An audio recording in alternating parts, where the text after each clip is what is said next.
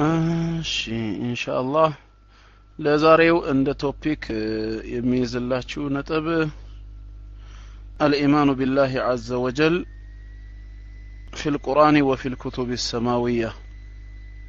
بأملاك مامن ወይም የፈጣሪ ጽንሰ ሐሳብ በቁርአንና በቀደምት መለኮታዊ መጻሕፍት የሚለው ነው። ይሰማችኋል ያ ጀማዓ? የፈጣሪ ማንነት አው በቅዱስ ቁርአንና በቀደምት መለኮታዊ መጻሕፍት ያለው ስፍራና ደረጃ ምን ይመስላል የሚል ሆኖ ኢንሻአላህ ቅድሚያ ከራሳችን ዲን ነው የምንነሳው። እስልምና በዚህ ጉዳይ ላይ ስለ ፈጣሪ የሚያስተምረንን ነገር ከተመለከትን በኋላ አላህ ፍቃዱ ሆኖ ወደ እነሱ ስንገባ ደግሞ ማለት ነው መጽሐፍ ቅዱስ ምን ይላል የሚለውን እንመለከተዋለን። الإيمان بالله عز وجل በኃያሉ አምላካችን አላህ ማመን ምን ማለት ነው? ትርጉሙ ራሱ معناه የቃሉ ትርጓሜ الإيمان بالله تعالى هو الاعتقاد الجازم ቁርጠኛ የሆነ እምነትን በልብ ላይ ማስቀመጥና ማኖር بأن الله حق الله እውነትነው መኖሩ የተረጋገጠ ጌታ ነው ምናባዊና ሐሳባዊ አይደለም وأنه واحد لا شريك له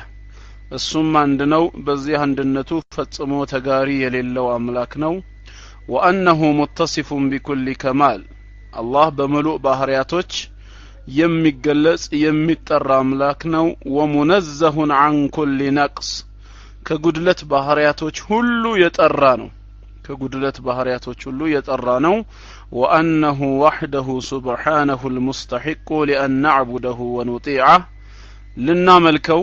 ልንታዘዘውም የሚገባን እሱን ብቻ ነው ብሎ ማመን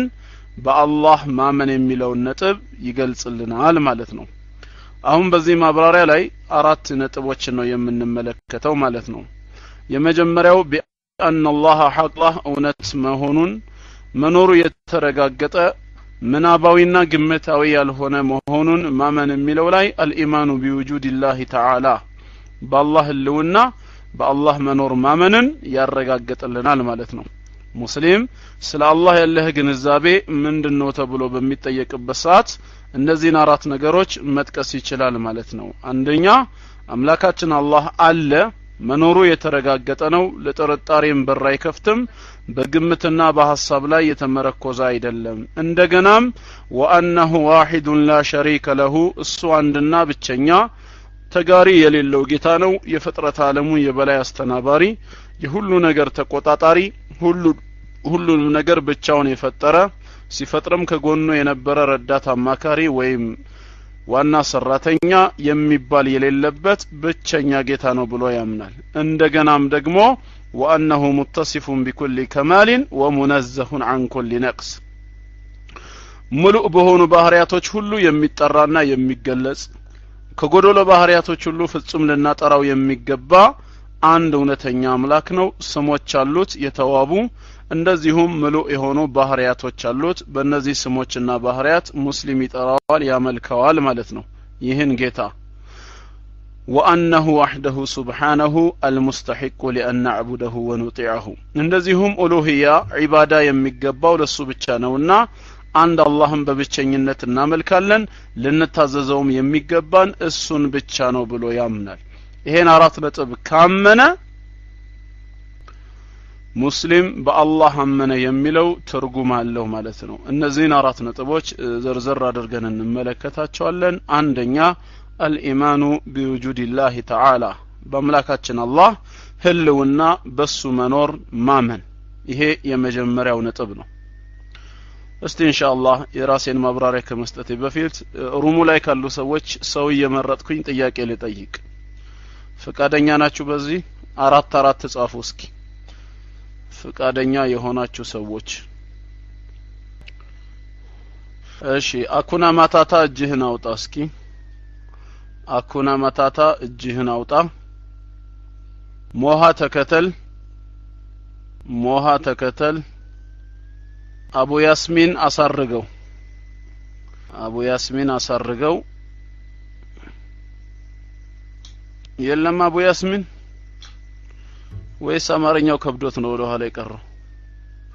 እጅህን አውጣ ማሳረጊያው አንተ ነህ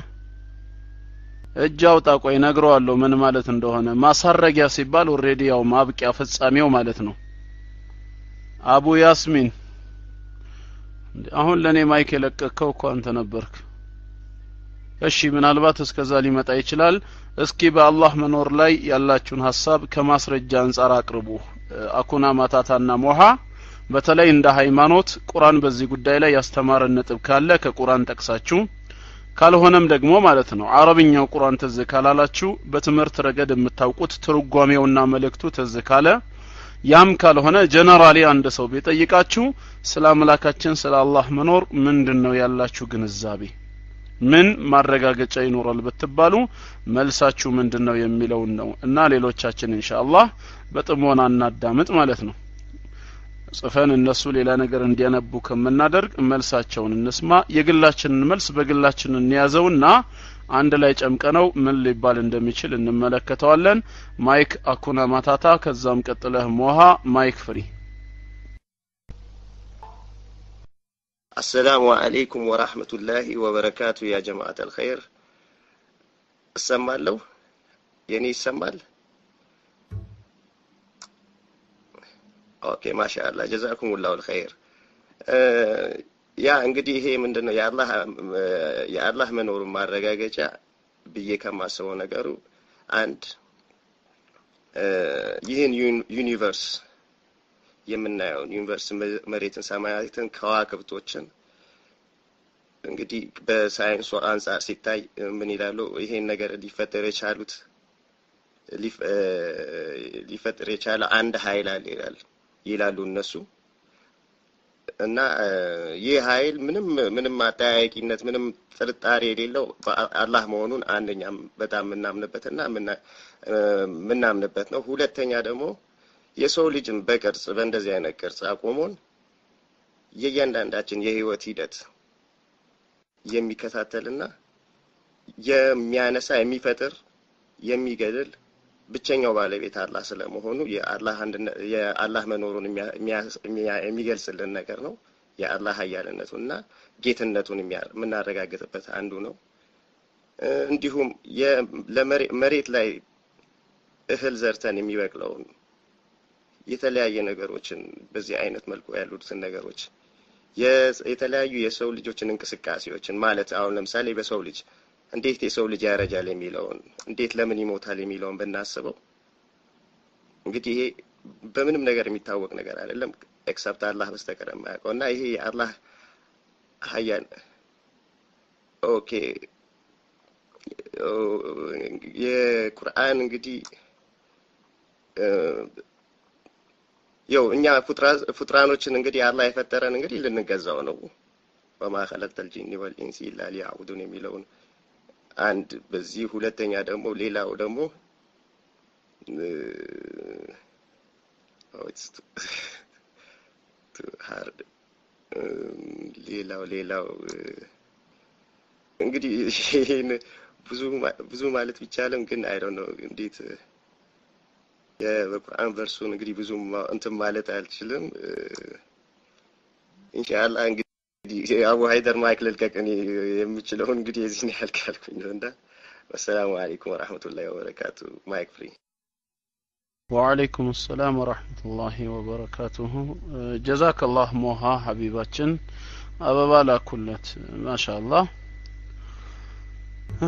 ሁላችንም ያው የምናውቀውን ያክል ነው የምንናገረው ሪል አዋቂ አምላካችን አላህ ብቻ ነው ግን ያው وما خلقت الجن والانس الا ليعبدون የሚለው ተውሂድ ኡሉሂያ ውስጥ ነው የሚገባው ያንን ኢንሻአላህ ያው ቅድም እንደተባለው ተራው ላይ ስንደርስ የምንመለከተው ነው الإيمان بوجود الله تعالى يملكاتنا የአላህን ህልውና መኖሩን በማመን ረገዳሁን ለሚነሳ ጥያቄ የሚኖረን ምላሽ ምንድነው ነው በተለይ ይሄን ነጥብ አስመልክቶ ቁርአን እንዲህ ስላለ እንዲህ ብሎ ያቀረበው ነጥብ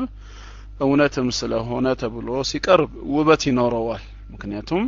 አምላካችን አላህ በዚህ ጉዳይ ላይ የሰጣቸው በቂ ምላሾች ስላሉ ማለት ነው አኩና ማታታሽ ማይክ ሞክር ማይክ ፍሪ السلام عليكم تمام جزاكم الله خيرا أبو هيدر الله منور الله በብዙ ነገር መረጃውን ተዘባይለኝም በብዙ ነገር አሁን ለምሳሌ ህፃን ልጅ ራሱ ሆድ ውስጥ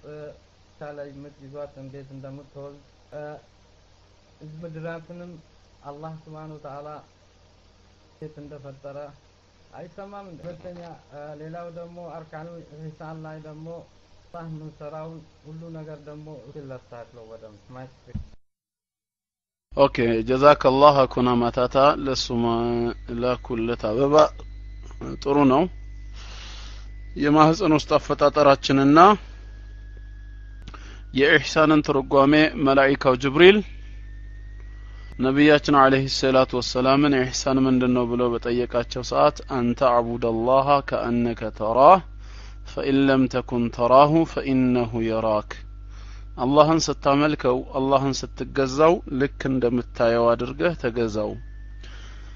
እንደምታየው ሆነህ መገዛትህ ለዒባዳህ ጥራት የተሻለ ይሆናልና فإن لم تكن تراه አንተ ባታየውም እንኳን ማለት ነው ሰው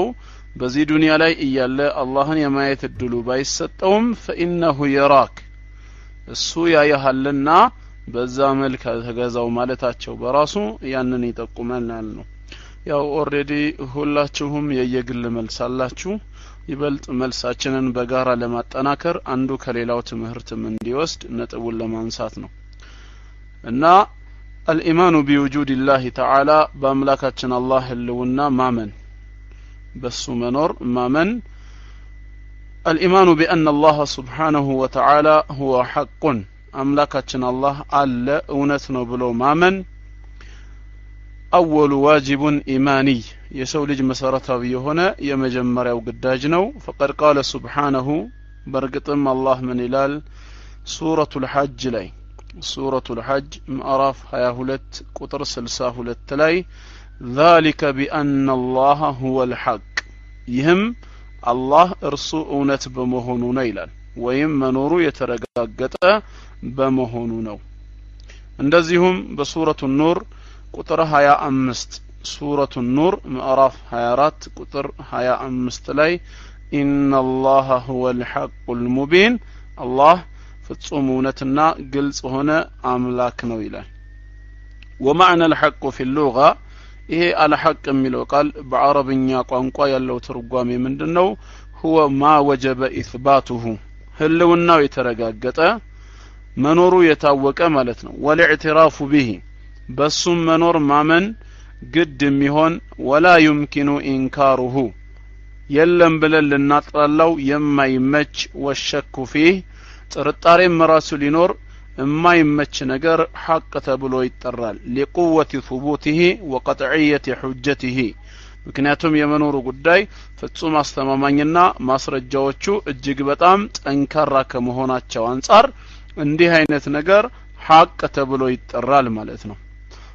እኛ አለን ወይ ቢባል ለመኖራችን ምን ያህል ፐርሰንት ነው እርግጠኛ የምንሆነው? ለምሳሌ ጥያቄው ለሞሃ ወንድማችን ቀርቦ ሞሃ አንተ ለመኖርህ ስንት ፐርሰንት እርግጠኛ ነህ ተብለ ብትጠየቅ የምትመልሰው ምላሽ አለ። አምላካችን አጥሩ የሱ ህልውና ደግሞ ከኛም በላይ ፍጹም እርግጠኛ የሚያደርግ ነው ማለት ነው። فوجود الله سبحانه يا أملاكاتنا يا الله اللونا يسو منور حق ثابت فتصومونتنا يسأنانو مركوز في الفطر السليمة بسو سلام تنيا تفترو بسو معننت وسط عبرو يتفتر قدينو واضح في العقول السوية نتاس تساسب تككلن يعمرو باللوم سو قدايو يمياشام ما يدلم قلص نو ይሄን በተመለከተ በቅዱስ ቁርአን ውስጥ በቂ ማረጋገጫዎች ተቀምጠዋል ማለት ነው። እናም ጥርጣሬ መኖርም የለበትም። አፊላሂ ሸኩን በማለት መልእክተኞችም ተናግረዋል። በአላህ ላይ ጥርጣሬ ያለ እንዴ?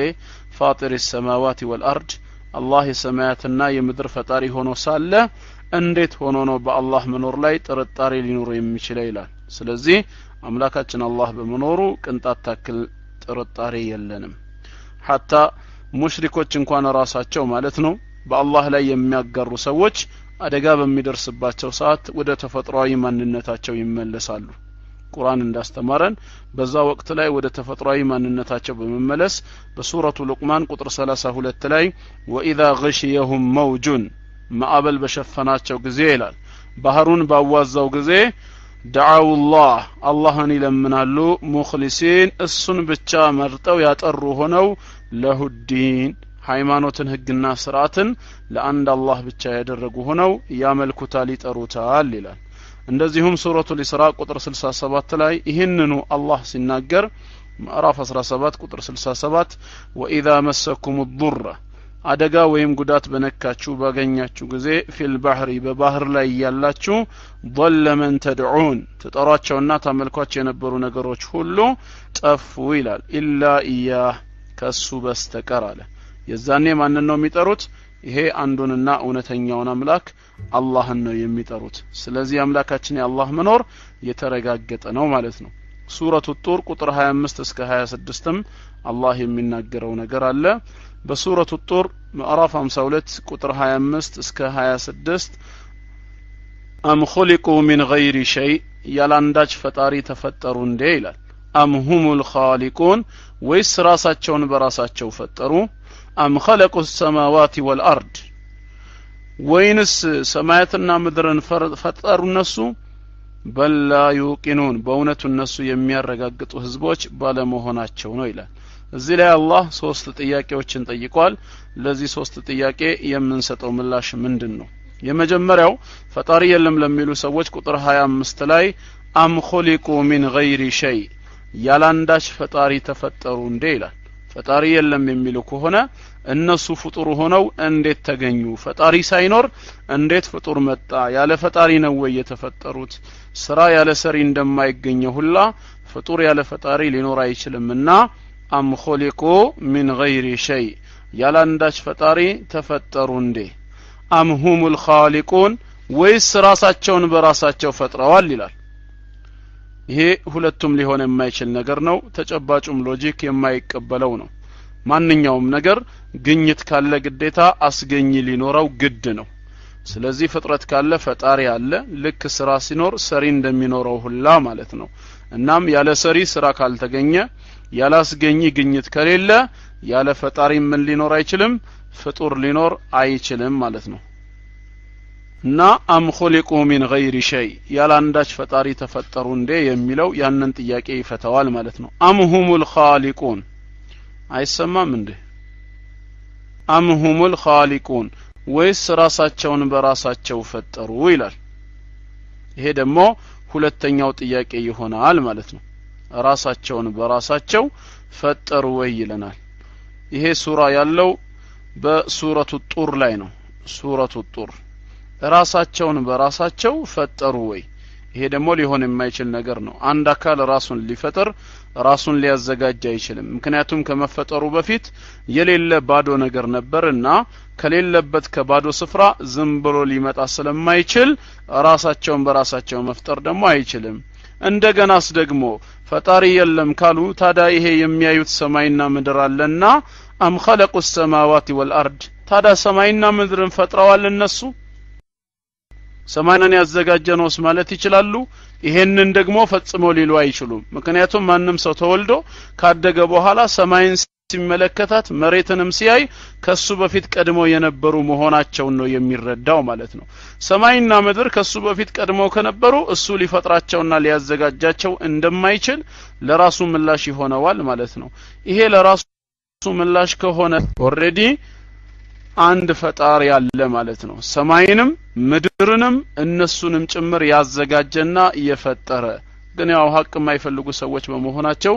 በላ yuqinun በእውነቱ እነሱ የሚያረጋግጡ ህዝቦች ባለመሆናቸው ምክንያት ነው እንጂ የአምላካችን የአላህ መኖርማ ለጥርጣሬ የሚጋብዝ ሆኖ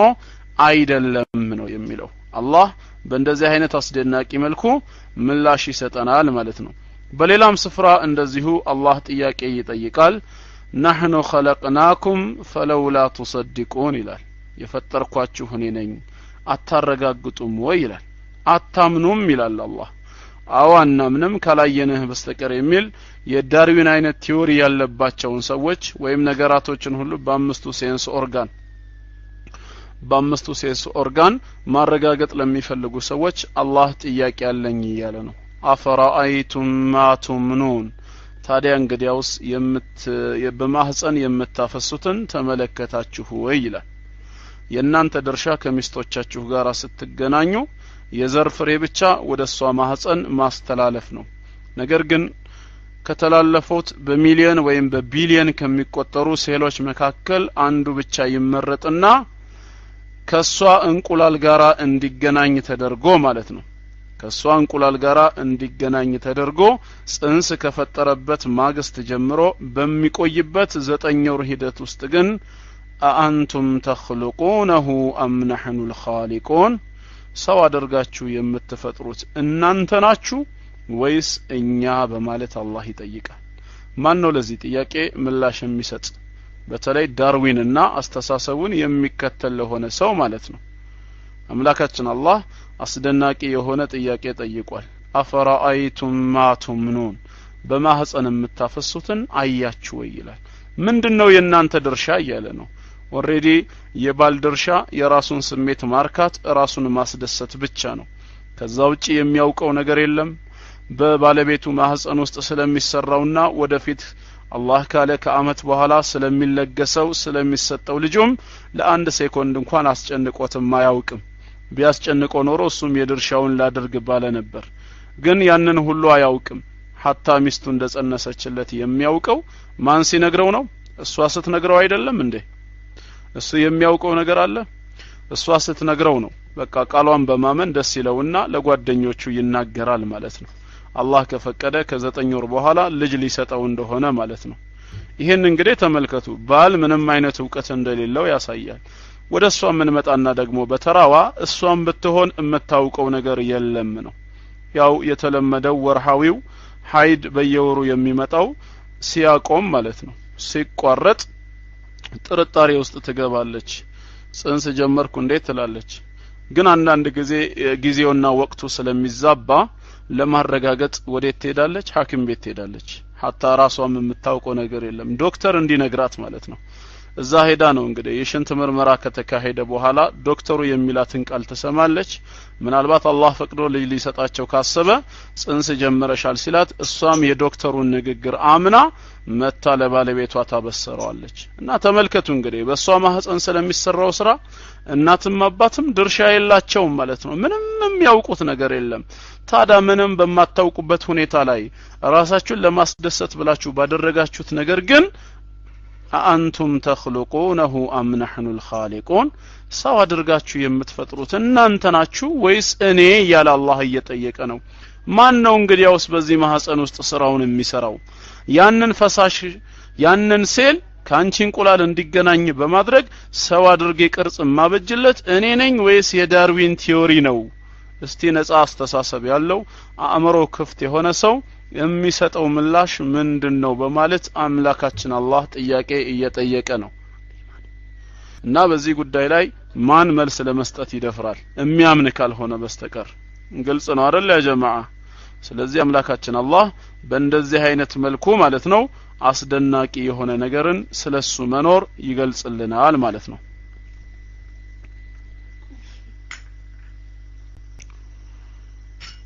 የአምላካችን የአላህን መኖር በተመለከተ ሰፊ ማረጋገጫዎችን መስጠት ይቻላል። ተፈጥሮ በራሱ ስለ አላህ መኖር ማረጋገጫ መስጠት ይችላል። ከአንድ ኪታብ ላይ ኢንሻአላህ ይሄንን በተመለከተ የተጠቀሱ ማስረጃዎችን አነብላችኋለሁ። የአምላካችንን የአላህን መኖር በአስደናቂ መልኩ የሚገልጽ ማለት ነው። ቅድሚያ ከዚህ በፊት እስኪ ሎጂካዊ የሆኑ ማስረጃዎችን ልጥቀስላችሁ። እሺ ከነዚህ ሎጂካዊ ማስረጃዎች መካከል አንደኛው ማስረጃ ሰላሰቱን يناظرون عالما من العلماء ከዑለማዎች መካከል አንድ ዓሊምን ሶስት የተከራከሩ ወጣቶችን ታሪክ በተመለከተ ነው። كان احد العلماء عاكفا في بستان له ከዑለማዎች መካከል አንድ ዓሊም በራሱ አትክልታማ ስፍራ ላይ ተቀምጦ በአምላካችን አላህ ፍጥረት ተፈኩር እያደረገ ነበር። لا يخالط احدا من الناس ከሰዎች ጋር ተቀላቅሎ ዝባዝንኬ ላይ ጊዜው አያሳልፍም። فسمع به ثلاثه من الذين يسخرون من امثاله ሶስት ወጣቶች በዚህ ዓሊምና በመሰል ዑለማዎች ላይ የሚያሾፉና የሚያላግጡ ሰዎች የዚህን ዓሊም ጉዳይ ይሰማሉ ከዛም فقال قائل منهم كنسم መካከል አንዱ ምን ይላል هلموا بنا نناظره ኑ ሶስታችንም ተሰብስበን እንሂድና እስኪ እንከራከረው አሉ ምን እንደሚመልስ ይሄን ሞኝ ሰው እንመልከተው ብለው ያስባሉ فلما ذهبوا اليه ወደሱም በሚሄዱበት ጊዜ واجمعوا ان يسالوه ከዛም ሁሉም ሊጠይቁት ሐሳባቸውን ሰበሰቡ اشار اليهم ان يدنوا ከዛም እሱ በጣቱ ማለት ነው በማመላከት ኑ ወደኔ ቀረቡ አላቸው አው ተከለሙ ወይም ደግሞ ተናገሩ አላቸው فتقدم الأول وقال يمجمرው ሰው ወዲያው ምን ይላል አንቱም ተقولون الله موجود ሁላችሁም አላህ አለ ብላችሁ ተናገራላችሁ አይደለም እንዴ አለ አው ብሎ መልሰጡት وبناء عليكم ታዳ በዚህ ንግግራችሁ ላይ በመመርኮዝ አጥሉቡ አን አራ الله እኔ አላህን ማየት እፈልጋለሁ አለ የምትሉት ከሆነ ያለ ነገር ኦሬዲ መታየት አለበት አንድ ነገር አለ ከተባለ ኤግዚስት ያደረገ ነው ከተባለ ቢያንስ ከአምስቱ የስሜት ዋሳቶች በአይነ ሊታይ ግድ ነውና እኔ ላይ እፈልጋለሁ አላህን አለ فاشار اليهم نعم او አሳያለሁ በማለት ዓሊሙ ምላሽን ሰጠ ይሄ የመጀመሪያው ሰው ጥያቄ ነው وتقدم الثاني ሁለተኛው ደግሞ ምን ይላል وقال له انتم تقولون العذاب يوم القيامه بالنار እናንተ ነገ يوم القيامه የተንሳኤ ቀን ለካፊሮች የተደገሰው ቅጣት ጀሃነም እሳት ነው ብላችሁ ትናገራላችሁ አይደል አለው አላህ ከእሳት ይጠብቀን ሁላችንም አዎ በማለት ዓሊሙ መልስ ሰጠ ታዲያ ምን ይላል ወልጂኑ خلقت في الاصل من النار እንግዲያውስ ጂኖች እኮ መጀመሪያም ከመነሻቸው የተፈጠሩት በእሳት ነው አለ ከእሳት ተፈጥሯልና فكيف تعذب النار بالنار እንዴት ሆኖ ነው እሳት በእሳት የሚቀጣው አሉ ካፊር ጂኒዎች ከእሳት ተፈጥረው ነገ የውመል ቂያማ በጀሃነም እሳት ውስጥ ይገባሉ ከተባለ ከእሳት የተፈጠረ አካል እንዴት እሳት በእሳት ሊቀጣ ይችላል ቅጣቱስ ምን ትርጉም አለው በማለት ጠየቃቸው ثم تقدم الثالث የመጨረሻውና ሶስተኛው ሰው ደግሞ ምን ይላል وقال له انتم تقولون ان كل شيء يسير بالقضاء والقدر እናንተ ሁሉም ነገር በቀዳ ወልቀድር ወይም በቅድመ ውሳኔ የሚጓዝ ነው አላህ ከወሰነው ውጪ የሚከናወን ምንም ነገር የለም ብላችሁ ነው አይደለም የምትናገሩት فايما تقولون ምንም በሉ ምን يشير بان الانسان غير مسؤول عن اعماله ይህ አነጋገራችሁ ምንን ይጠቁመናል ማለት ነው ሰው ለሚሰራው ስራ በሐላፍትና መጠየቅ እንደሌለበት ያሳየናል ምክንያቱም ድርጊቱ በተቀላላ አላህ በወሰነለት አላህ ባቀደለት መሰረት ስለሆነ የሰው ልጅ በሚሰራው ስራ በሐላፍትና ሊጠየቅ አይገባውም ሰው በሐላፍትና መጠየቅ ያለበት በራሱ ነፃ ምርጫ ፈቅዶና ፈልጎ ባደረገው ነገር እንጂ ቀድሞ በተወሰነበት ነገር መሆን የለበትም ነው እንግዲህ ይሄ የሶስት ወጣቶች ጥያቄ ነው ያ ኦሬዲ ከቶፒካችን ጋር የሚሄደው የመጀመሪያው ወጣት ጥያቄ ቢሆንም የዓሊሙን ምላሽን ሰማና ከዛም ወደ ርዕሳችን እንገባለን ማለት ነው እነዚህ ሶስት ወጣቶች የጠየቁትን ሰምታችኋል እንግዲህ እሺ ታዲያ እነዚህ ሶስት ወጣቶች ይሄን ጥያቄ እንዳቀረቡ فما كان من هذا العالم المسؤول استياسبو ያንዳንዳችሁ ይሄ ዓሊም ምን ብሎ መልስ ይሰጣል ብላችሁ فما كان من هذا العالم المسؤول ከዚህ ከተጠየቀው ከዓሊሙ በኩል ምንም አልነበረም ኢላ አን አخذ حفنة من التراب ከአፈር ወይም ከጭቃ የተወሰነ ነገርን ዘገነና وذرها في وجوههم በፊታቸው ላይ በተነው በጭቃ ሶስቱንም ወጣቶች ፈነከታቸው وقال لهم ከዛም ምን አለ هذا جوابي لكم على ما سألتمون ለጠየቃችሁን ጥያቄ ምላሽ ይሄ ነው በሉ አትክልታማውን ስፍራውን ለቃችሁ ውጡ አላቸው ዓሊም በእንደዚህ አይነት መልኩ ምላሹን ሰጣቸው ጭቃ ዘገነና ሶስቱንም በጭቃ ፈንክቶ በጭቃ ከጎዳቸው በኋላ ለእናንተ የምሰጠው ምላሽ ይህ ነውና ለቃችሁ ውጡልኝ አለ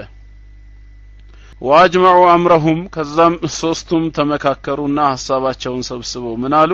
وقالوا لا بد من سياقه الى المحاكمه ይሄማ ፍርድ ቤት መሄድ አለበት አሉ ፍርድ ቤት መሄዱ ግዳጅ መሆን አለበት እንዴት እኛን መጥቶን ጎዶንማ ሊሆን አይችልም ومشوا به الى الحاكم ወደ ዳኛ ይዘውትም ቀረቡ ከሰሱት فسأله الحاكم دانيوم ጠየቀው أصحيح ما يقولون من رميك التراب في وجوههم በፊታቸው ላይ አፈር ወይንም ጭቃ ወርውረህ የመጉዳትህ ጉዳይ እነሱ እንደሚሉት ትክክል ነው እንዴ ብሎ ሲጠይቀው ዳኛው قال نعم አዎን ትክክል ነው በማለት ዓሊሙ ምላሽ ሰጠ قال له ولما ከዛም ዳኛው ምን አለው ለምንድነው ይሄን ያደረከው ሲሉት قال العالم ዓሊሙ እንዲህ ብሎ ምላሽ ሰጠ ምን አለ በዚህ ምላሹ ላይ لأن الأول سألني أن أريه ربه ጌታውን እንዳሳየው የመጀመሪያው ጠየቀኝ ጌታዬን አሳየኝ ብሎ ጠይቆኝ ነበር حيث انه موجود الله አለ ብላችሁ ታምናላችሁና አላህ ካለ እንግዲያውስ እስቲ ያሳየኝ ብሎኝ ነበር فقل له ዳኛው እስኪ አንተ ጠይቅልኝ እሱን ان يريني الألم الذي تألم به من حفنة التراب እኔ አወራወሩሬበት ጭቃ ወርውሬ ስፈነክተው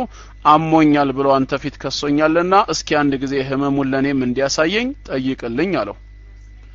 እና በጭቃ የፈነከትኩት ጊዜ ታመም ያለው ብሎ ጎድቶኛል ብሎ እንግዲያውስ ወደኔ ክስ ካቀረበ ለምንድነው ማያሳየኝ ይሄን ህመም እስኪ ጠይቅልኝ ከዛም فسأل الحاكم المشتكي ይሄንን ስሞታ አቅራቢውን ከሳሹን አካል የታመመውን ዳኛው ጠየቀው هل يمكنك أن تريه الألم ህመሙን ልታሳየው ትችላለህ አለው ይሄ ነው ህመሜ ብለህ ልትገልጽለት ትችላለህ እንዴ ሲለው قال لا በፍጹም አልችልም አለ قال عالم من አለ قال العالم قل لهذا الجاهل ስለዚህ ለዚህ መሃይም እንድትልልኝ መፈልገው ليس كل موجود يرى ያለ ነገር ሁሉ የሚታይ አይደለም አለው አንድ ነገር አለ ማለት ይታያል ማለት አይደለም ያለ ሁሉ ስለማይታይ ይሄው ያንተ ህመም አለ ብለሃል ማሳየት አልቻልክም አላህም አለ ላሳየህ አልችልም በማለት የመጀመሪያው ምላሽ ተሰጠ ከዛስ ሁለተኛው ተፈንካች ጋር ሄደ وأما الثاني ሁለተኛውም አለ فسألني عن كيفية عذاب الجن بالنار ጅኖች እንዴት ሆነው በእሳት እንደሚቃጠሉ ነበር የጠየቀኝ يوم القيامة የቂያማ ቀን واستبعد إيلام الشيء بمادته አንድ ነገር በራሱ በመሰል አካሉ የመቃጠሉን ጉዳይ አእምሮ ሊቀበለው አልቻለም እነሱ ከእሳት ተፈጥረው ካፊሮቹ በጀሃነም እሳት ሲገቡ ተመልሰው እሳትን እንዴት አድርጎ እሳት ያቃጥለዋል ነበር ያለው فقل له እሺ አንተም በልልኝ ጠይቅልኝ لماذا تألم هذا التراب وهو مخلوق منه ታዲያ ይሄ ሰው እኔ አፈር ወርውሬ በጭቃ ስፈነክተው እንዴት ጭቃው ሊጎዳው ቻለ እሱ ራሱ የተፈጠረው ከጭቃ አልነበረም ወይ አለ ከጭቃ የተፈጠረ ያደም ዘር ሆኖ ይያለ እኔ በወረወርኩበት ጭቃ እንዴት ተፈነከትኩኝ እንዴት ተጎዳሁኝ ማለት ይችላል አንተም መጎዳት አልነበረብህም ምክንያቱም መሰረትህ ያደም ዘር ነህ ካፈር ነው የተፈጠርከው ከጭቃ ነው የተገኘኸው እኔም የፈነከትኩህ በአፈር ወይ በጭቃ ነበር ስለዚህ ጭቃን ጭቃ ሊጎዳው እንዴት እንደቻለ መግለጽ ትችላለህ ወይ ነው ኦሬዲ መግለጽ አይችልም ስለዚህ ከእሳት የተፈጠሩ ጂኖችም በእሳት ይሰቃያሉ ቢባል ላንተ ግራ ሊገባህ አይችልም ነው አንተም ከጭቃ ተፈጥረህ በጭቃ ተጎድተሃልና ማለት ነው وأما الثالث ሶስተኛው ሰው ያለ ዓሊሙ فسألني عن معنى القضاء والقدر ስለ قضاء والقدر ወይም ስለ ቅድመ ውሳኔ ነበር የጠየቀኝ وقال لي እንደውም ምንድነው ያለኝ لا بد أن أسلم له بأن المرء مجبور على أعماله يسول لج بمسراو سرا لاي بالله سبحانه مسرت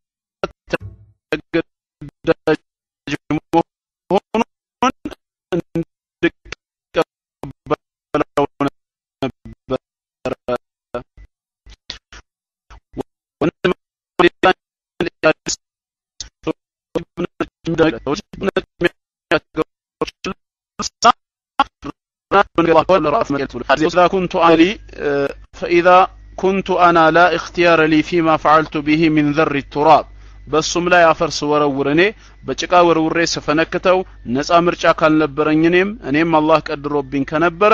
فلماذا ساقني الى هذه المحاكمه ለምንድነው ወደዚህ ፍርድ ቤት ተወሰደኝ አለ እኔን እዚህ ፍርድ ቤት መውሰድ ለምን አስፈለገ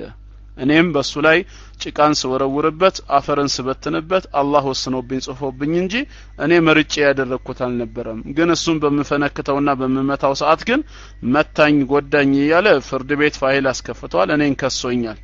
ታዲያ አይጋጭበትም ወይ ከጥያቄው ጋር አለ አይሰማም እንደ ያ ጀማዓ ኦኬ አሁን ደህና ነው ኢንሻአላህ ተሰማችሁ አሁን የመጨረሻው ሶስተኛው መልስ ሰማችሁ ዓሊሙ የመለሰውን አልአሚን አልሰማሁም እያልክ ነው ኖ የሚሉ በዙ ምን አለ መሰላችሁ እሺ ከተሰማችሁ ወአመ الثالث ሶስተኛው ሰው አለ አሁንም ከተቆራረጠ ምልክት ተሰጡኛላችሁ فسألني عن معنى القضاء والقدر ስለ قضاء والقدر ወይም ስለ ቅድመ ውሳኔ ጠይቆኝ ነበር وقال لي እንደውም ምን አለኝ لا بد أن أسلم له بأن المرأة مجبور على أعماله የሰው ልጅ በሚሰራው ስራ አላህ በወሰነው ውሳኔ መሰረት ተገዳጅ እንጂ ምርጫ ያለው አይደለም የሚለውን አስተሳሰብ እንድቀበል አድርጎኝ ነበር በሐሳቡ ወነሲየ ማል الانسان من الاختيار الكسبي የሰው ልጅ በራሱ ነፃ ምርጫ የሚያደርጋቸው ነገሮች መኖራቸውንም ረስቷል فاذا كنت انا لا اختيار لي فيما فعلت به من ذر التراب እንግዲያውስ እኔም አፈር አንስቼ በሱ ላይ ስወረውርበት በጭቃ ስፈነክተው አላህ ወስኖብኝ ከሆነና እኔ ነፃ ምርጫ ከሌለኝ አሉ فلماذا ساقني الى هذه المحاكمه ወደዚህ ፍርድ ቤት ለምንድነው የወሰደኝ ለምንድነው የከሰሰኝ በማለት ጥያቄ ያቀረበ ዓሊሙ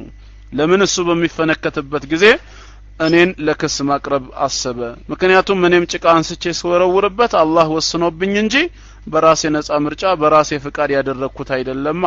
እና እኔን መክሰሱ ተገቢ ኳል ነበርም በማለት ምላሹን ሰጠ ማለት ነው እና ኦሬዲ አሁን የሰማችሁ መሰለኝ ከሶስቱ ጥያቄዎች እንግዲህ አስደናቂ የሆነ ምላሽ ከዓሊሙ አንደበት ሰምተናል የመጀመሪያው የሚያሳየን የአምላካችን የአላህ ህልውና የሱን መኖር ነው አንድ ነገር አለ ከተባለ ግዴታ መታየት አለበት የሚል መስፈርት ሊሆን እንደማይገባ ተረድተናል ከሁለተኛው ደግሞ አፈርን አፈር አይጎዳ እሳትን እንዴት አድርጎ እሳት ይጎዳዋል ለሚለው ጥያቄ ከአፈር የተፈጠረውን የአደምን ዘር አፈር እንዴት እንደሚጎዳው በመሳሌ ያሳይተዋል በሶስተኛው ላይ ደግሞ ሁሉ ነገር በአላህ ውሳኔ ቢሆንም ሰው የራሱ ነፃ ምርጫ እንዳለው በአላህ ቀዳውል ቀድር ያሳበቡ በወንጀል ውስጥ አለመዘፈቅን ያሳያል ምክንያቱም እንደ አይነት ሰዎች በወንጀል ይዘፈቁና ለምን ሰራችሁ ሲባሉ አላህ ወሰነብን ይላሉ እነሱ ሲመቱ ሲደበደቡ ግን ቀደር ነው ብለው እጅ አይሰጡም ይከላከላሉ ከቻሉም ሰውን ይከሳሉ ማለት ነው ምነው ቀደር ከሆነ ክስ ለምን አስፈለገ በማለት ዓሊሙ ጠይቆ ነበር ማለት ነው እና የአፈራ ወይም የጭቃዋ ሚስጥር ይሄን ትመስላለች ሶስቱም ለካ በጭቃ ቅድም ሲመቱ ይሄ ነው ለእናንተ የምሰጣችሁ ምላሽ ብለው ዓሊሙም ሲናገር ጭቃዋ ሚስጥር የነበራት በቂ ምላሽ ነች ማለት ነው ጉዳዩ ሚስጥር ብትሆንም ሚስጥርን ብቻ እንዳቀፈች በዛው አልቀረችም ኋላ ላይ ሚስጥርነቷ ተገለጸ ሚስጥርም ደስ የሚለው ያው ሲገለጽ ነው ጉዳዩ ቁም ነገሩ ተብራርቶ ሲገባ ነው እንጂ ሚስጥርነቱ እዛው ሚስጥር እንደሆነ ሲቀር አይደለም እና የአምላካችን የአላህን መኖር በዚህ ምሳሌ ውስጥ እናገኘዋለን ማለት ነው እሺ ወንድሞች ይሄ ምሳሌ አግባብቶናል ኸይር ወደ ሁለተኛው ምሳሌ እንሄድ አቡ ሐኒፋ ረሂመሁላህ ከአራቱ የመዝሐብ መሪዎች አንዱና ሙልሂዶች በአላህ መኖር የማያምኑ ሰዎች በሳቸው ዘመን የነበሩት ከሳቸው ጋራ ያደረጉት ክርክር አቡ ሐኒፋና እነዚህ ሙልሂዶች ጋር ያደረጉትን ክርክር ደግሞ እስኪ እንከታተል ان مكان هذا الاجتماع የዚህ ስብስብ ቦታው የት ነበር ባግዳድ ኢራቅ ውስጥ ነበር በባግዳድ ከተማ ነበር የዛኔ እስላማዊ አስተሳሰብ እስላማዊ ግንዛቤ እጅግ የተስፋፋበት ወቅት ነበር እና ያው ለዚህ ስብስብም ዋና ምክንያት የሆነው ማለት ነው ከዛ ሀገር ውጪ የነበሩ ሰዎች የሙስሊም ዑለማዎችን በአምላካችን አላህ ማንነት በሱ ህልውና ጉዳይ ለመከራከር ወደ ሀገሪቷ ገብተው ነበር ፍልስፍናም በየቦታው እጅግ በጣም ሰፍቶ አስተሳሰቦች በረቀቁበት ዘመን ነው እናም ለመከራከር ከውጭ መተው ነበር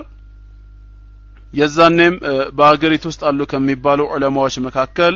የአቡ ሐኒፋ ኡስታዝ ሼህ ሐማድ ማለት ነው የአቡ ሐኒፋ ሼክ ነበሩ ከሳቸው ጋራ ለመወያየት ቀጠሮ ተያዘ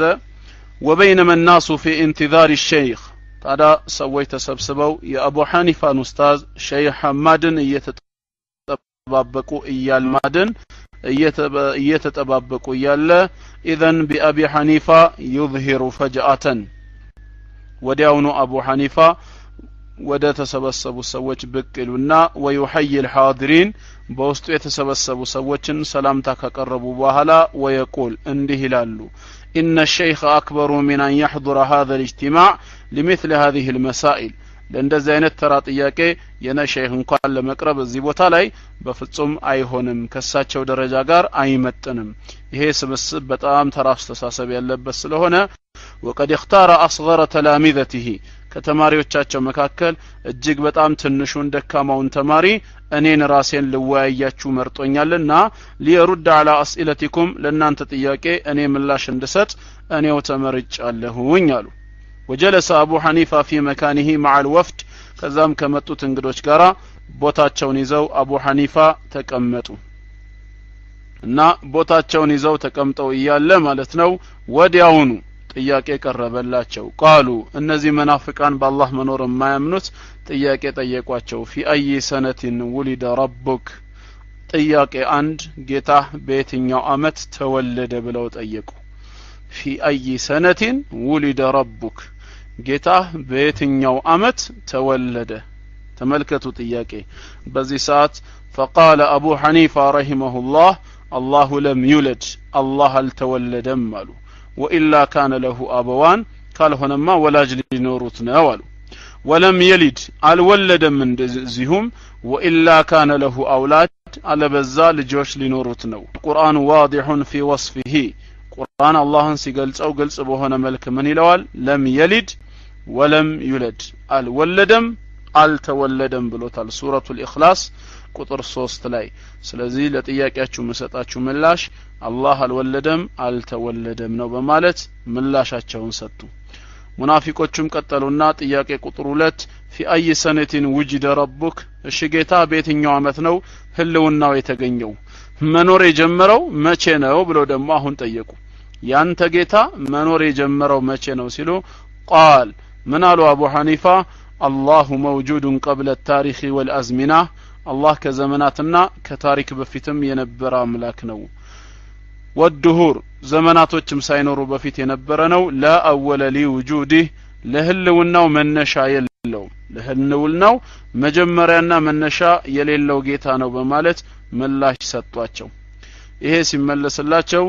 قالوا ጥያቄ 3 ላይ እንዲህ ብለው ሁለቱን ጥያቄዎች በደገመ መልኩ ጠየቋቸው قالوا نريد منك اعطاؤنا في الجواب أمثلة من الواقع المحسوس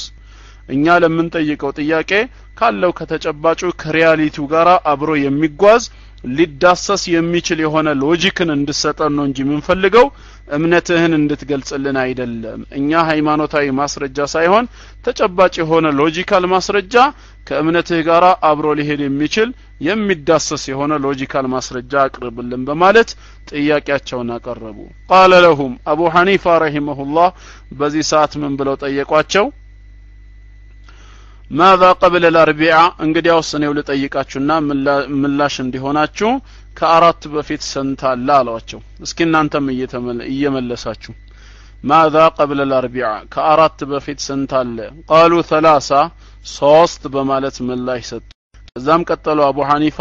قال وماذا قبل الثلاثه ከሶስት በፊትስ ብለው ጥያቄ ጠየቋቸው قالوا ሁለት ብለው ምላሽ ሰጡ قال وماذا قبل الاثنين ከሁለት በፊትስ ብለው ጥያቄ ሲጠይቁ قالوا الواحد አንድ በማለት ምላሽ ሰጡ قال وماذا قبل الواحد ከአንድ በፊት ምን አለ ብለው ጠየቁ ከአንድስ በፊት ምን አለ ቆማችሁ እናንተም ያለውን ተናገሩ ምን አለ ነው አሁን ምንም ምንድነው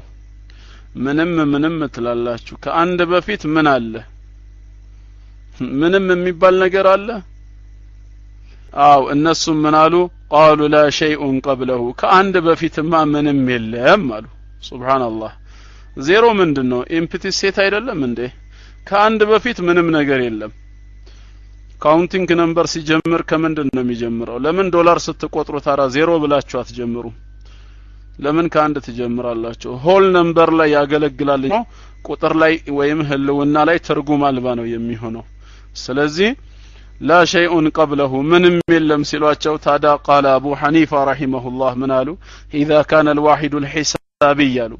حساباويو قمر عند ቁጥር አሉ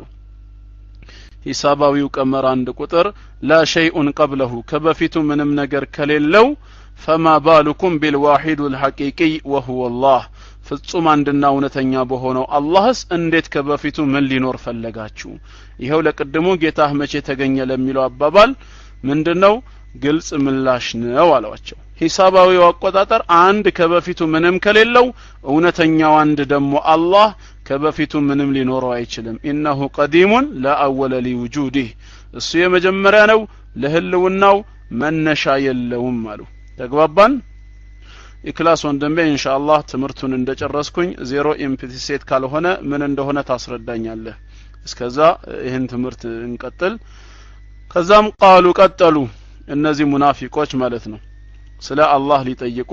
ቃሉ عرفنا شيئا عن ذات ربك እስኪ ስለ ጌታህ ዛት ስለ ጌታህ ህልውና ደግሞ የተወሰነ ነገር ንገረን አሉ ስሙ ጥያቄያቸውን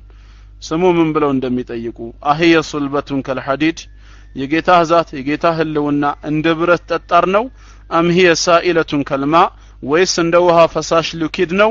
አምሂየ ጋዚየቱን ከዱኻኒ ወልቢኻር ወይስ ደግሞ እንደ ጋዝ ጭስ የሆነ ነገር ነው ወይ አሏቸው እንደ ጭስ ጋዝ የሆነ ብናኝ ነገር ነው ወይ ያው ማንኛውም ነገር ከሶስት አይዘልም አይደል የሚባለው ወይ ጋዝ ነው ወይ ሶሊድ ነው ወይም ሊኩዊድ ነው ያንተ የጌታህ ሩህ የጌታህ ዛት ከነዚህ ከሶስቱ የትኛውን ይይዛል ብለው ጠየቋቸው ከዛም فقال لهم ابو حنيفه رحمه الله ምናሉ هل جلستم بجوار مريض ባንድ በሽተኛ ጎን ተቀምጣችሁ ነበር አለነዝዕ الاخر የመጨረሻው ሞት አካባቢ ጣረሞት ውስጥ በሚገባበት ሰዓት አንድ ሰው ማለት ነው አጠገቡ ቁጭ ብላችሁ ተመልክታችሁ ነበር እንዴ ብለው ሲጠየቋቸው ምን ይላሉ قالوا نعم አሉ አዎ ተቀምጠን ነበር አሉ قال ከዛም ምን አሉ هل يكلمكم بعد ما اسكتته الموت አሉ አቡ ሐኒፋ ታዲያ ሞት ጸጥ ካደረገው በኋላ ያናገራችሁ ነበር እንዴ ይሄ ሰው በማለት ጥያቄ ጠየቁ ከዛም قالوا كلا እንዴት ማናገር አይችልም قال ابو حنيفه رحمه الله منالو كان قبل الموت يتكلم فصار بعد الموت ساكنا كموت بفيت يناገር ነበር ከሞት በኋላ ግን ጸጥ አለ وكان يتحرك ከሞት በፊት ይንቀሳቀስ ነበር فاذا به متجمدا አሁን ግን ቁሳካል የማይንቀሳቀስ ሆነ فما الذي غير حاله ይሄን ሁኔታውን ጸባዩን ምንድነው የቀየረው ብሎ ደግሞ አቡ ሐኒፋ ጠየቋቸው قالوا خروج روحه من جسده ያሉ ሩሁ ከሰውነቱ ከአካሉ ስለወጣች ስለተለየች ነው እንደዚህ የሆነው ሲሉ قال ابو حنيفه ምናሉ اخرجت روحه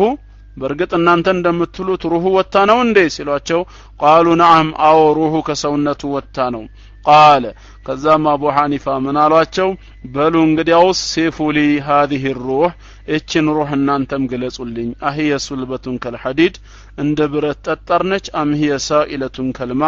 ወይስ እንደ ውሃ ፈሳሽ ነች አምጋዚየቱን ከዱኻን ወይንስ ደግሞ ልክ እንደ ጭስ ጋዝ የሆነች ነገር ነች የትኛው እንደሆነች እችን ሩህ እናንተ ቀድማችሁ ገለጹልኛ ብለው ሲጠይቋቸው قالوا لا نعرف شيئا عنها አረኛ ስለ ሩህ ምንም የምናውቀው ነገር የለም አሉ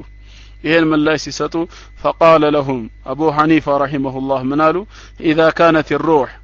روح كهونች አሉ وهي مخلوقه الله የፈጠራት እንኳን ሆና لا يمكنكم الوصول الى كنهها ምንነቷን ይዘቷን ለማወቅ የማይመች ከሆነ አሉ አፈቱሪዱን مني ان اصف لكم الذات الالهيه ያምላካችንን የአላህን ዛት የጌታችንን ህልውና እኔ ለእናንተ ልገልጽላችሁ ትፈልጋላችሁ እንዴ አሉ የተፈጠረውን ሩሁን እንኳን ምንነቱን ማወቅ ያልቻላችሁና የተሳናችሁ ሰዎች እንዴት የሩህ ፈጣሪ የሆነውን አላህን ዛቱ እንደዚህ ነው ብዬ ለእናንተ እንድገልጽላችሁ እንዴትስ ጥያቄ ታቀርባላችሁ ብለው ጥያቄያቸውን በጥያቄ መለሱላቸው ካፊር ወይም ሙናፊቅ መረታት አይፈልግምና እነሱ በጥያቄያቸው ቀጠሉ አሁንም ከዛም ጥያቄ አለና አሉ አሁንም ቀጥለው قالوا منالو اذا كان للدخول الجنه اول فكيف لا يكون لها اخر ونهايه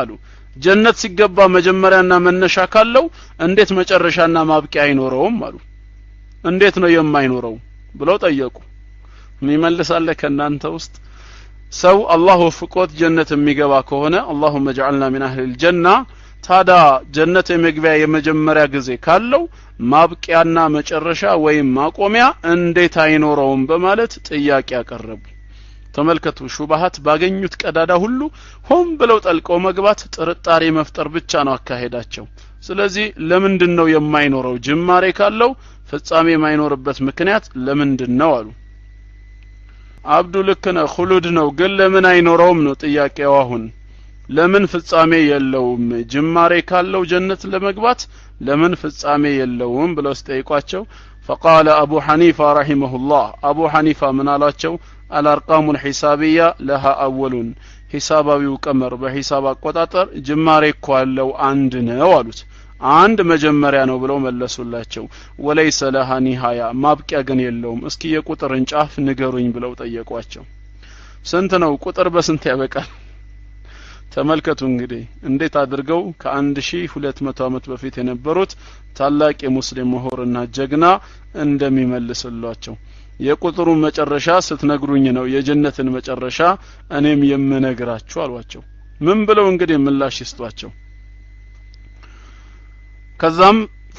فقالوا له لأبو حنيفة من አሏቸው كيف نأكل في الجنة እንዴት ነው በጀነት ውስጥ የምንበላው ጀነት ውስጥ መብላት መጠጣት አለ ተላላችሁ ثم لا نتبول ولا نتغوط ከዛ በኋላ ግን መሽናት የለም ወይ ሰገራ ቆሻሻ ማስወጣት የለም እንዴት ይሆናል አሏቸው መብላትና መጠጣት እስካለ ድረስ መሽናትና ቆሻሻን ከሰውነት ማስወገድ ሊኖር የሚገባው ግድ ነው ሁለቱ አይነጣጠሉም ስለዚህ በጀነት ውስጥ አላህ ፍቆት የገባ ሰው ከበላና ከጠጣ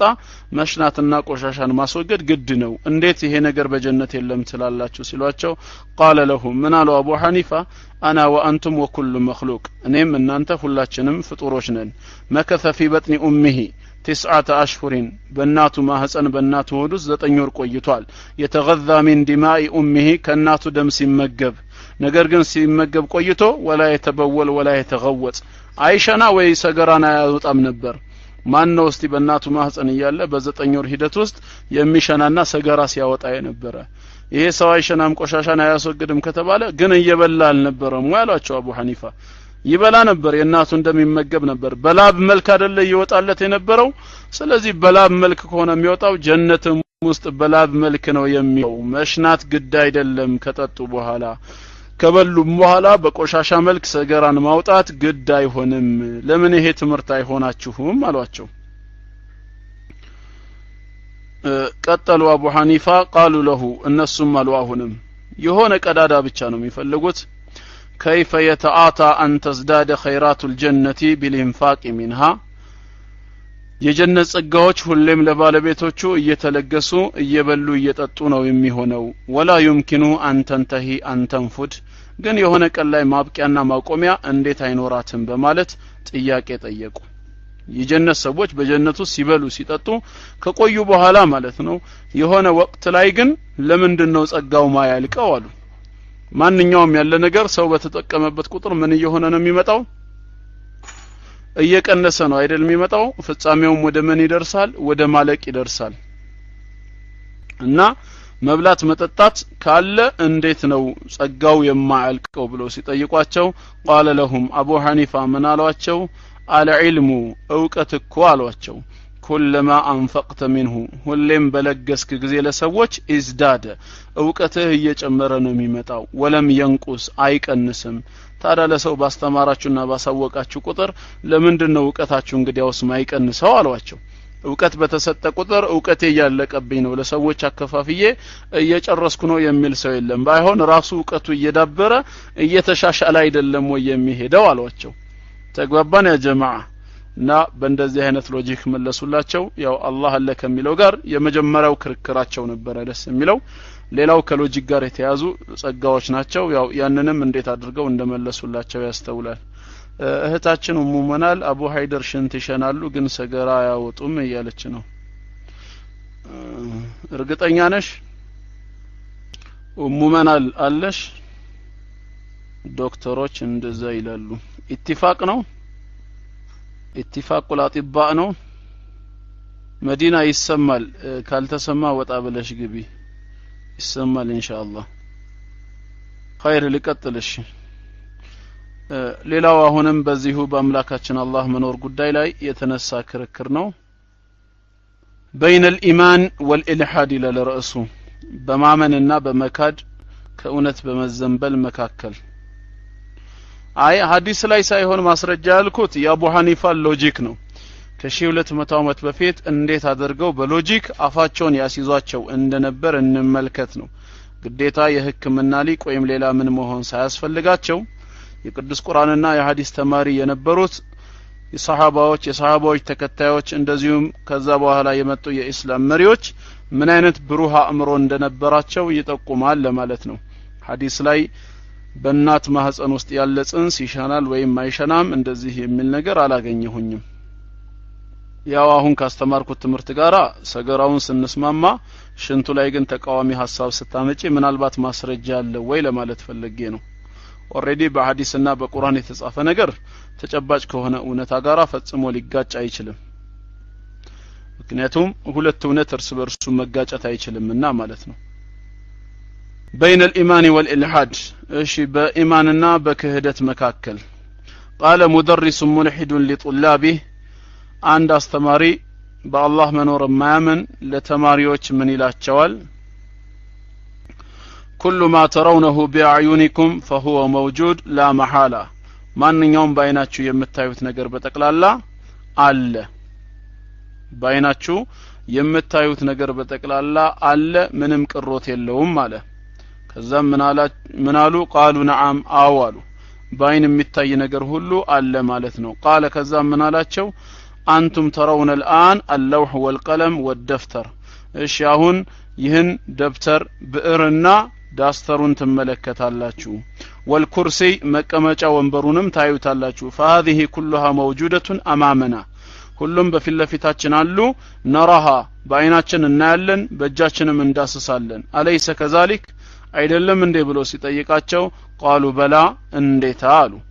ስለምናየው ያ ነገር መኖሩን አረጋግጠናል አሉ። በዚህ ሰዓት ምን አላቸው? قال لهم هل ترون الله እሺ አላህን ትመለከታላችሁ አለ። هل ترون الله አላህን ታዩታላችሁ እንዴ ሲላቸው قالوا لا አራና የውም በፍጹም ብለው ምላሽ ሲሰጡ قال اذا الله غير موجود እንግዲያውስ አላህ የለም ማለት ነው አላቸው። አላህ የለም ማለት ነው። በዚህ ቃዒዳ መሰረት የለም ማለት ነው ሲላቸው وتحير الطلاب ተማሪዎች ጥርጥር ውስጥ ገቡ። من امر استاذهم ባስተማሪያቸው ጉዳይ ላይ ጥርጣሬ ውስጥ ገባቸው። ከዚህ በፊት ሰምተው ታያቁም ማለት ነው እንግዲህ ولم يسمعوا مثل هذا القول من قبل ابدا ከዚህ በፊት እንዲህ አይነት ንግግር ፈጽመው አልሰሙም።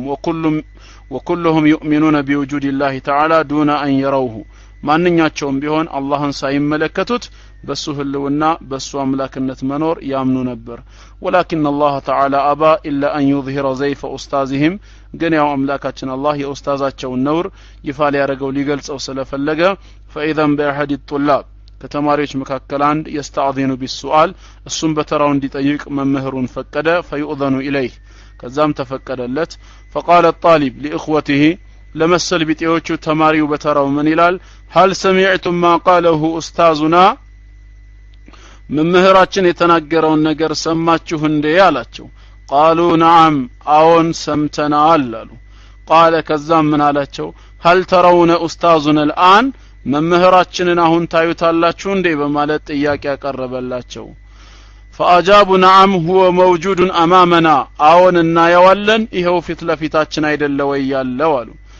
قال لهم ከዛ በኋላ ምን አላቸው? هل لاستاذنا عقل መምህራችን አእምሮ ያለው ይመስላችኋል እንዴ ብሎ ሲጠይቃቸው قالوا نعم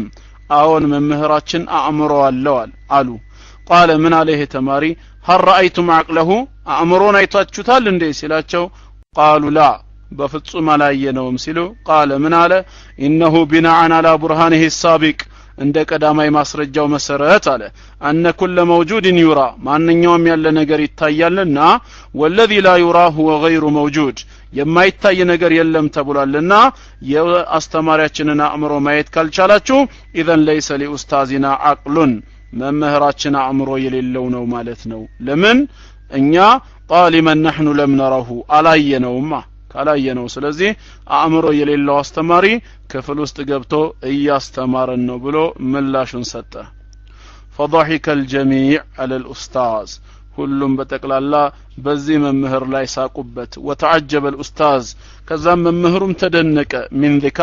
من ذكاء هذا الطالب الذي سخره الله لدحض باطله የዚህን መምህር ከንቱ አስተሳሰብ ውድቅ ለማድረግ አላህ ያገራለትንም ወጣት በማየት በጣም ተደነቀ። እና እንዲህ አይነትም ነገር አለ ማለት ነው አምላካችን አላህን አለማየት የለም ለማለት ማስረጃ እንደማይሆን ተግባባን ሚስ 44 አቡ ሃይደር ኢየሱስ ጌታ ነው ብለሽ ጽፈሻል አንቺ ጊዜ ያለፈበት አስተሳሰባው ምን ያደርጋል እና ሌላ ተጨማሪ ማስረጃ ልስጣችሁ አልሂክመቱ አን አላህ ተዓላ ላ ዩራ ፊ ዱንያ አላህ በዱንያ የማይታይበት ህክማው ምንድነው ጥበቡ ምንድነው በማለት አንዳንድ ዓሊሞች የገለጹት አለ እስኪ ይሄንን እንመልከተው አልሂክመቱ አን አላህ ተዓላ ላ ዩራ ፊ ዱንያ አምላካችን አላህ በዱንያ የማይታይበት ምክንያት ወጁሁን ብዙ መንገዶችና ምክንያቶች አሉት ከነዛም መካከል አልአወሉ አንደኛው አን ዱንያ ዳሩ አዕዳኢሂ ዱንያ ማለት የጠላቶቹ ሀገር ስለሆነች ነው ለአንها ጀነቱል ካፊር የካፊሮች ጀነት ስለምትባል ምክንያት ነው አሳኒ ሁለተኛ ለው ረአሁ المؤمن ሙእሚን አላህን ቢያየው ኖሮ በዱንያ ለቃለ الكافر ካፊር ምን ይል ነበር ለው ረአይቱሁ ለዓበድቱሁ ባየው ኖሮ በተገዛሁት ነበር ይላል ባየው ኖሮ አመልከው ነበር ስለሚል الثالث ሶስተኛው ደግሞ ምክንያት ምንድነው ان المحبه على غيب ليست لها كالمحبه على عين በሩቅ የሆነ ሳይታያዩ የሚደረግ ፍቅር ፊትለፊት እንደሚታይ አይደለም በሩቅ የሆነ ነገር ውድ ይሆናል ማለት ነው በሩቅ የሆነ ነገር ውድ ስለሚሆን ከዚህ አንፃር ነው الرابع አራተኛው ان الدنيا محل المعيشه ዱንያ ማለት የሰዎች ስጋዊ ህይወታቸውን የሚሸፍኑበት የመኖሪያ ሀገር ስለሆነ ወለው رآه الخلق የአላህን ማንነት ፍጡሮች እንኳን ቢያዩት ለሽተغلوا عن معاشهم ከምድራዊ ኑሯቸው ሁሉ ቢዚ በመሆን ባዩት ነገር ብቻ በማሰብ ህይወታቸው ትርጉም ያጣ ነበር ማለት ነው الخامس አምስተኛው ደግሞ ለምንድነው ሊይቀድረ قدرها አምላካችን አላህ መጠኑን ከፍ ለማድረግ ነው اذ كل ممنوع عزيز ማንኛውም የተከለከለ ነገር ክብርና ቦታ ስለሚሰጠው በዱንያ የተከለከሉ ሰዎች በናፍቆት አላህን አምልከው በተስፋ ነገ የውመል ቂያማ አላህን በጀነት እናያዋለን ብለው እንዲናፍቁ ነው ከነዚህ ምክንያት አንፃር ነው ብለዋል ሌላ አንድ ምሳሌ ልስጣችሁና የመጀመሪያው ነጥብ እዚህ ላይ አቆመዋለሁ በአንድ ኪታብ ላይ ያገኘሁት ነው جاءت امرأة إنجليزية أسلم زوجها على يد الشيخ عبد الله الحاكمي አንዲት እንግሊዛዊ ሴት ባሏ ሼህ አብዱላህ አልሐኪሚ በሚባል የመናዊ ሙስሊም ምሁር የሰለመባት ሴት መጣች አሉ የመጣችው ለምንድነው ቱጃዲሉ ሼህ ይሄን ሼህ ልትከራከር ነው فقالت من عليك ታዲያ ከሼሁ ጋር ስትከራከር انها لا تؤمن بالله እሷ በአላህ አታምንም ወይም እኔ በአላህ መኖር አላምንም ማለች إلا إذا رأت الله አላህን ካላየሁት በስተቀር بطوله وعرضه ቁመቱንም صفاتንም ካልተመለከትኩት በአላህ መኖር አላምንም ማለች فقال الشيخ شيخ من አላት هل تحبين زوجك هذا የሰለመውን ባልሽን ታፈቅሪዋለሽ ወይ ብሎ ጥያቄ ጠየቃት የሰለመውን ባልሽን ታፈቅሪዋለሽ ወይ ትወጂዋለሽ ወይ በማለት ጥያቄ ሲጠይቃት قالت نعم አዎን አለች قال ከዛም ሸይኹ ምን አላት انا لا اصدق እኔ ግን አንቺ ባልሽን ታፈቅሪያለሽ ብዬ አላምንም አላት قالت ولماذا ለምንድነው የማታምነኝ ስትለው قال شيخ من አለ لا اصدق انك تحبين زوجك እኔ አንቺ ባልሽን ታፈቅሪያለሽ ብዬ አላምንም الا اذا رايت እኔ ካላየሁት በስተቀር كيف هذا الحب ይሄ ፍቅር ምን አይነት ነው وكم رطلا يزني እንደዚሁም ስንት ኪሎ ነው የሚመዝነው وما لونه መልኩ ምን አይነት ነው وما طوله ቁመቱ وما عرضه ጎኑ ስፋቱ እንዴት እንደሆነ አምጥተሽ ካላሳየሽኝ በስተቀር እኔ አንቺ ባልሽን ታፈቅሪያለሽ ብዬ በፍጹም አላምንሽም ይሄን ፍቅር አምጪውና አሁን ባስቀመጥኩት መስፈርት መሰረት እንየው አላት قالت من عليك ان الحب موجود ፍቅር የሚባለው ነገር አለ አለች ولكننا لا نستطيع ان نعرف كيفيته من እንደሆነ ግን ይዘቱን ለማወቅ አንችልም ብላ መልሱን ዘጋችው قال شيخ من አላት ولله المثل الاعلى الله ከዚህ በላይ እኮ ምሳሌ የሚሰጠው ጌታ ነው فنحن نؤمن به እኛም በአላህ መኖር እናምናለን وهو أعلى من أن نحيط به علما ነገር ግን በሱ ማንነት የኛ ዕውቀት ከማካበብ እሱ ከፍ ያለና የላቀ ጌታ ነው እኛም በእውቀታችን ልናካበበው አንችልም وكم من الأمور نؤمن بها ረስንት ነገሮች አሉ መኖራቸውን አምነን ተቀበለናል ولا ندرك كيفيتها ይዘታቸው ግን ምን ሊሆኑ እንደሚችሉ የማናውቃቸው ነገሮች فهذا النوم ياتي ለምሳሌ እንቅልፍ የሚባለው ነገር ይመጣል አለ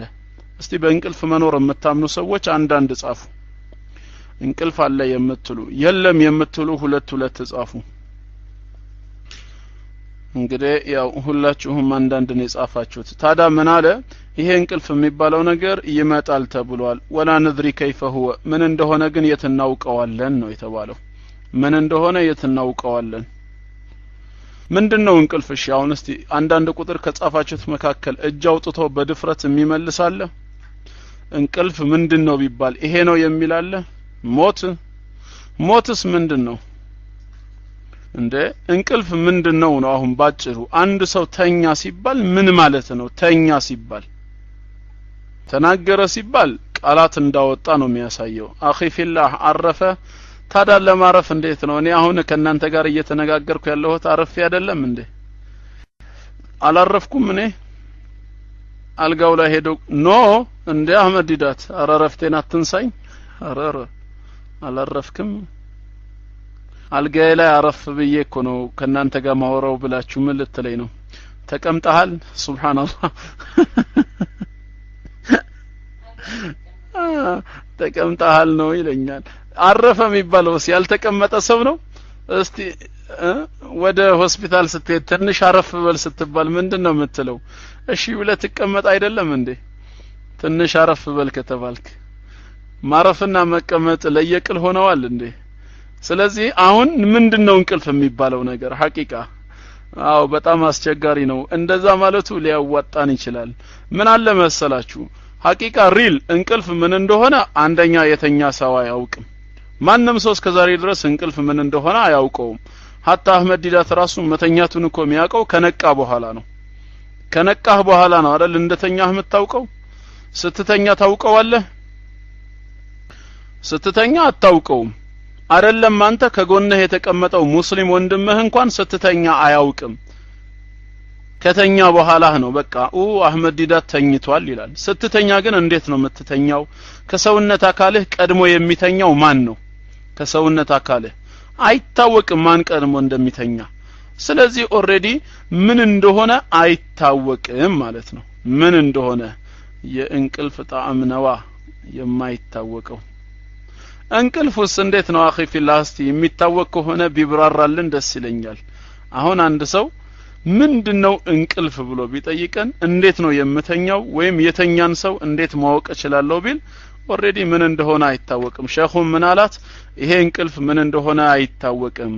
አው كيف يحدث ወይ እንዴት እንደሚከሰት አይታወቅም وكذلك اليقظة መንቃትም እንደዚሁ አሉ ሐታ ሰው እኮ ራሱ ሲነቃ እኮ አያውቅም ከነቃ በኋላ ያውቃል እንደነቃ ግን ምንድነው መንቃት እንዴት ነው የምትነቃው መጀመሪያ የሚነቃው ከሰውነት ፓርትህ የትኛው ነው አታቆም እየነቃህ መሆኑን ከነቃህ በኋላ ግን መንቃትህን ታውቅና ተነሳሁኝ እንዴት ትላለህ እየተነሳህ እንደሆነ ግን አታውቀውም ማለት ነው والفرح والسرور መደሰትና መሳቅም አሉ ሱብሃንአላህ መደሰትና መሳቅ ከከከ መጽፉ ሰዎች እስቲ አሁን ምንድነው እየሳቃችሁ ነው ምንድነው ሳቅ የሆነ ወንድምህን ስታየው ጀማል እየሳቀ ነው ትላለህ እንዴ ምንድነው ማረጋገጫው እየሳቀ ለመሆኑ ጀማል እየሳቀ ለመሆኑ ማረጋገጫው ጥርሱን ማየት ነው ለሲዋክ ጊዜስ ጥርስ ለመፋቅ መፋቂያ ይዞ ጥርሱን መክፈት አይችልም አንድ ሰው ምንድነው እዚህ ጋር አሁን ሳቀ የሚባለው ጥርሱን ማየት ሳራ 07 ለሲዋክም ይታያል ለሌላም ነገር ይታያል ጥርስ በማይክል ሞክር እንዴ እና መደሰት መሳቅ የሚባሉ ነገሮች ራሳቸው ቅድም በተባሉት በአምስቱ ሴንስ መገደብ አለብን ከተባለ በነ ዳርዊን ቲዮሪ ህልውና ላይ ኖራቸው አይደለም ወይ بل واغلب الناس አሉ አረንደውም ከሰዎች ብዙዎቹ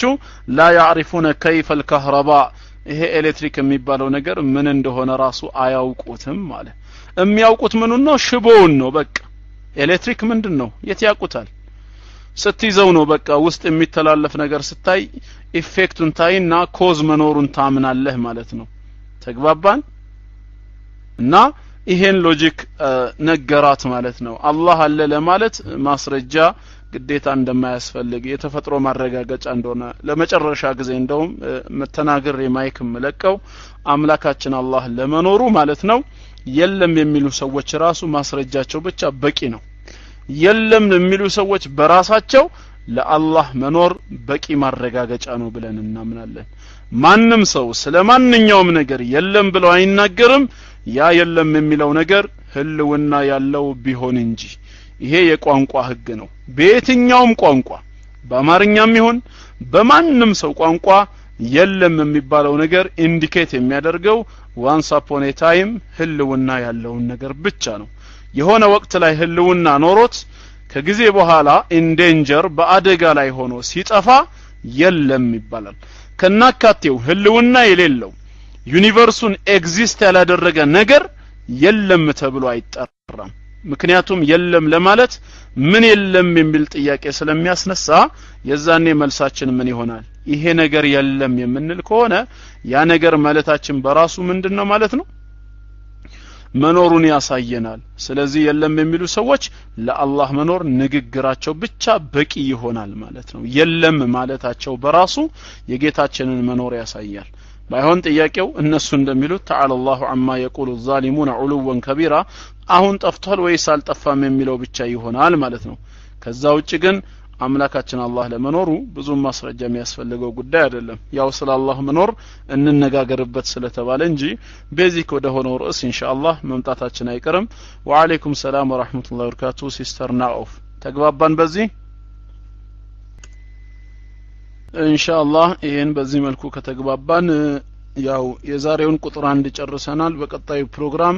ቁጥር 2 3 እና 4 ደግሞ እንመለከታቸዋለን ማለት ነው ተውሂድ الربوبيه ተውሂድ الالوهيه والاسماء والصفات እንደዚሁ እንመለከታቸዋለን በጌታችን መኖር ቅንጣት ታክል ጥርጣሬ የለንም እንደው ለትምህርት በዳርዊን ወይም የኢቮሉሽን ይሄ የዘግመተ ለውጥ አስተሳሰብ ለጠለፋቸው ወገኖች እንደው ትምህርት ከሆናቸው ለማለት ነው ማይክ